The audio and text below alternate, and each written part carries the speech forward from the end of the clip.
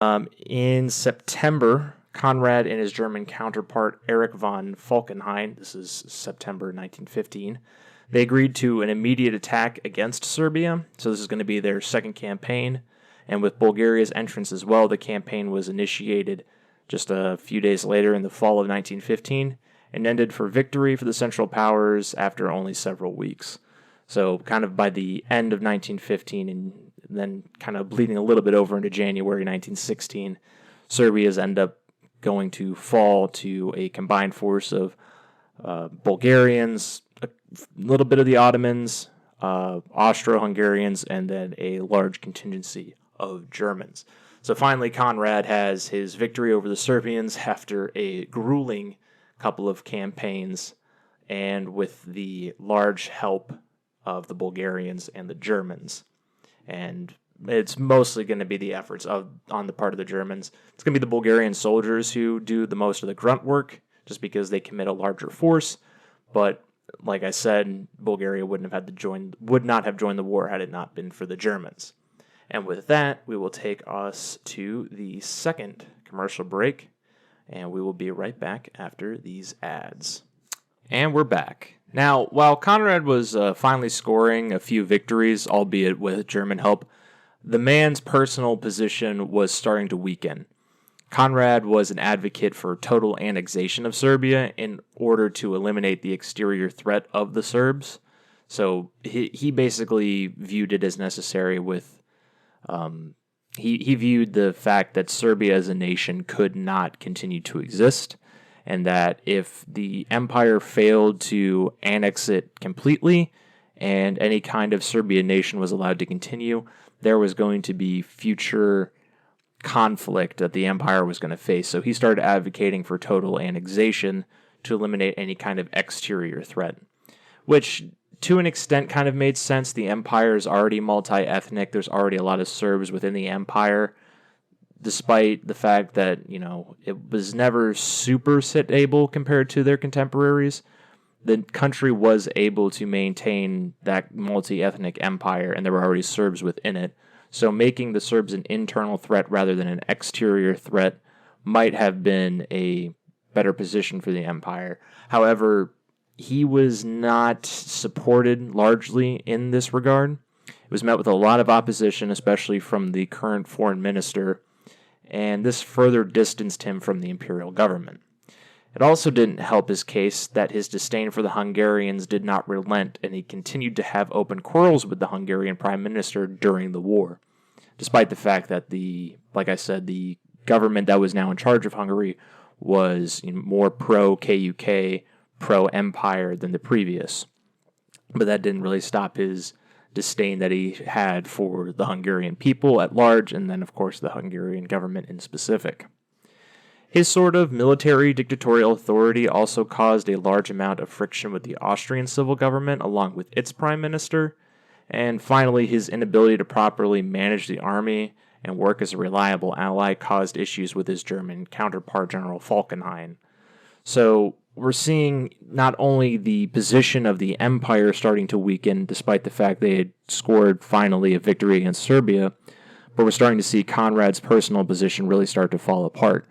Now, backtracking to prior to the war, you kind of see that groundwork being laid right after the death of his wife, then his firing in the spring or late winter of 1912, and then by the time he's rehired in December 1912, you kind of see relationships start to break down despite the fact that the war cabinet is now on his side.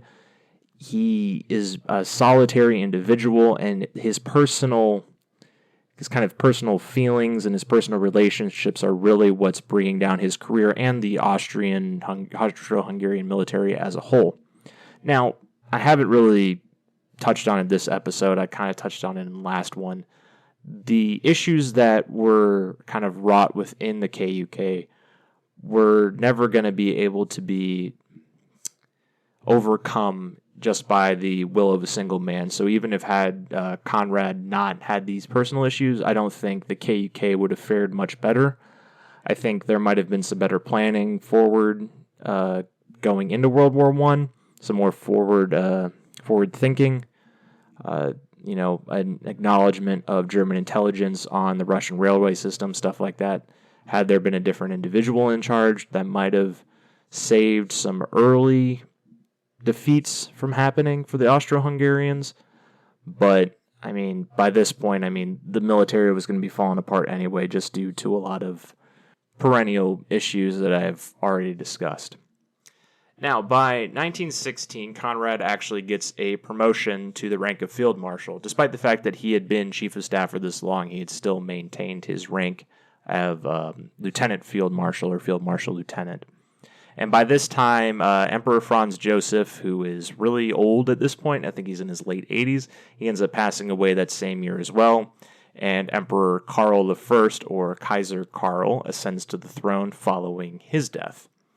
Karl, or Charles, as he's also known, had been a longtime critic of Conrad, and he believed that if the war was going to end well for the empire, that he would have to be removed from his position as Chief of Staff.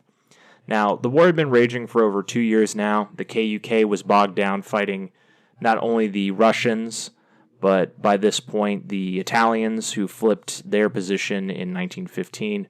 They're fighting them in the Alps, and also the Romanians along the Carpathian mountain range, who are kind of fighting alongside the Russians on the Eastern Front.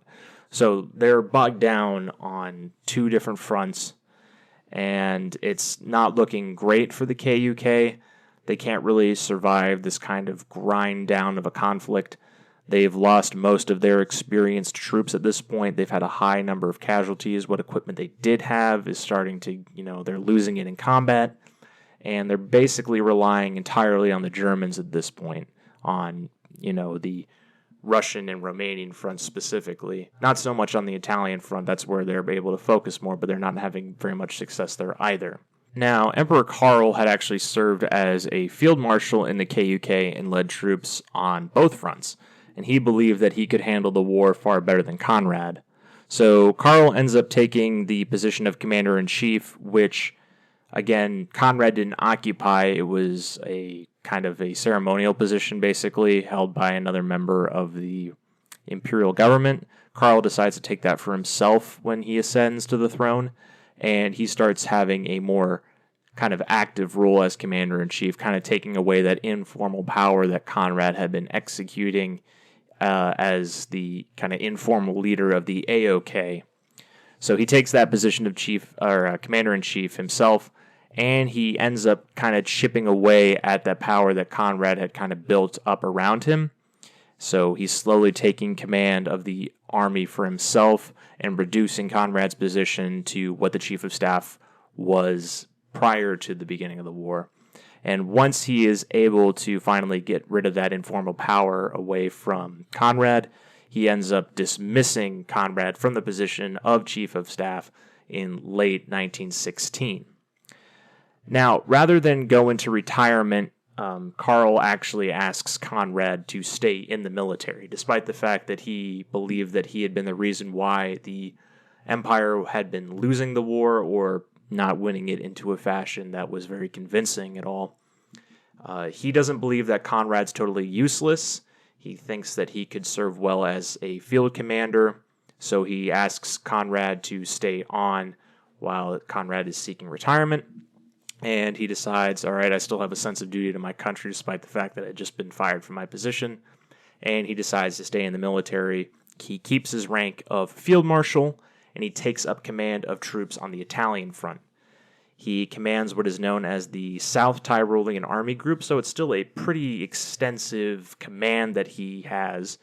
He's leading a large contingency of troops on the most active front for the Austro-Hungarians.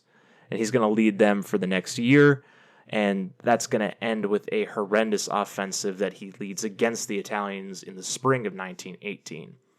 By this time, if you know history, the Americans have also entered the war on the Western Front, which means the Germans are going to have to pivot focus. Granted, the Russians have exited the war at this point, but the Austro-Hungarian army has just been so grinded down to a very ineffective force.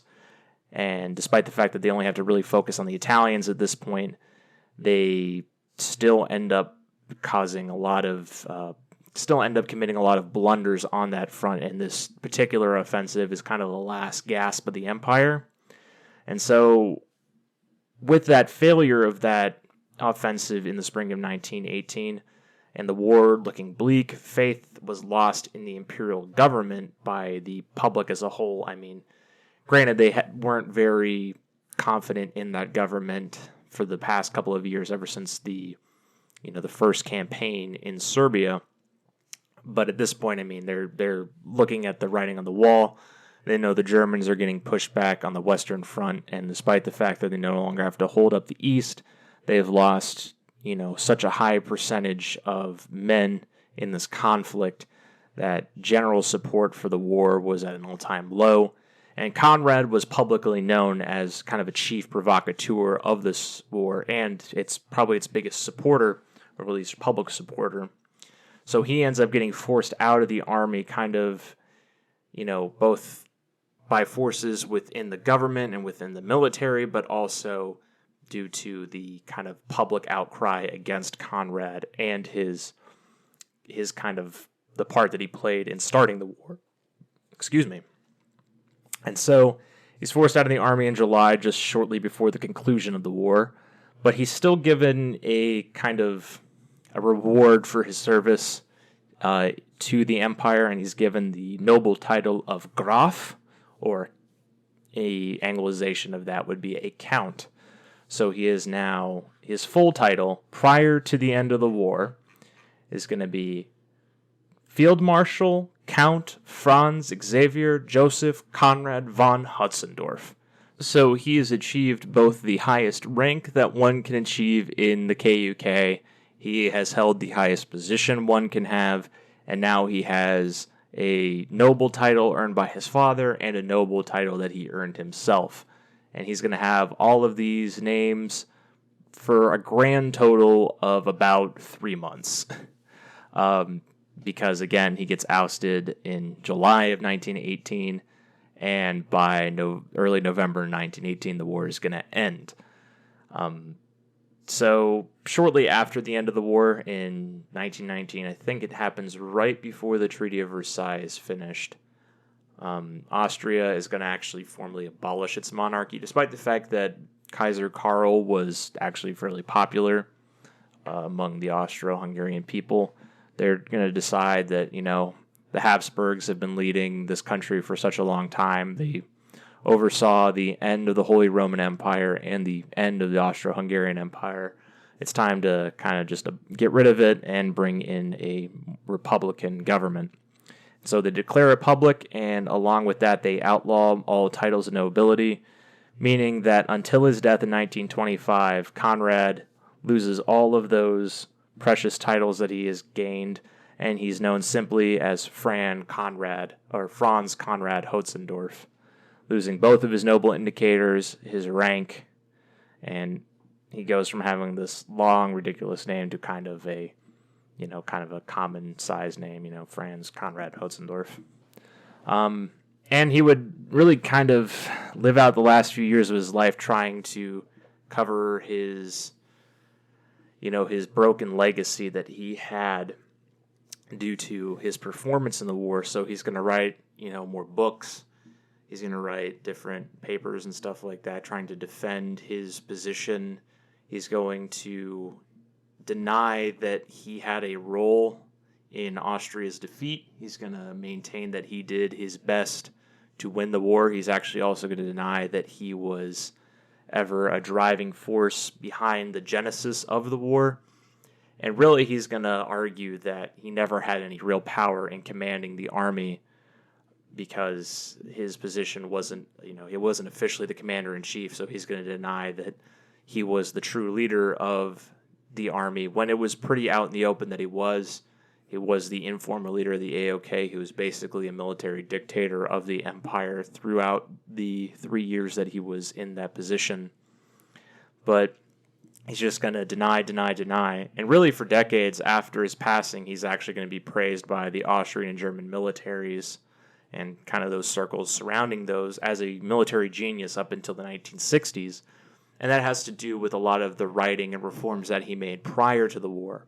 Because if you remember in the first episode, he was a book smarts guy, and he understood a lot